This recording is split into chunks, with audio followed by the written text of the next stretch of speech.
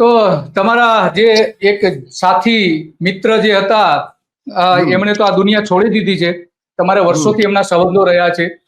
તો એ એક વ્યક્તિ તરીકે કેવા હતા, લોકોને કઈ રીતે મદદરૂપ થતા હતા, કઈ રીતે એમને એમની સમસ્યાઓમાં સાથે ઉભા રહેતા હતા, એ બધીથી રહીને તમારી સાથેના એના કેવા સંસ્મરણો હતા, એ શું શું બધી વાતો કરતા હતા, એ બધું જ આપણી પાસેથી જાણવું છે નવીનભાઈ. કારણ કે તમે એની સાથે વર્ષોથી જોડાયેલા રહ્યા છો, અને ખાસ કરીને એમના ફાર્મ હાઉસ ઉપર જયારે એમનો બર્થડે હોય ત્યારે પાર્ટીમાં તો અચૂક તમે હાજર પણ રહેતા હતા. તો ધર્મેન્દ્રજી સાથેના તમારા સંબંધો ક્યારથી શરૂ થયા અને કઈ રીતે શરૂ થયા એની વાત કરશો? સાહેબ, 14 વર્ષ પહેલે મારા એક મિત્ર છે કિશોરભાઈ રામાણી, એમના થકી મારે એમની સાથે મિત્રતા થઈ.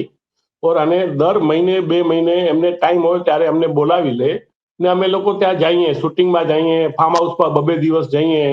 ત્યાં ફાર્મ હાઉસનું કામ ચાલતું હોય, ભાઈ ત્યાં રોકાઈએ 2-2 દિવસ, ખાવા પીવાનું બધું વ્યવસ્થિત. આ વ્યક્તિત્વ તરે આ માણસને મેં જિંદગીમાં ક્યારેય ભૂલી ન શકાય એવી ખોટ પડી છે.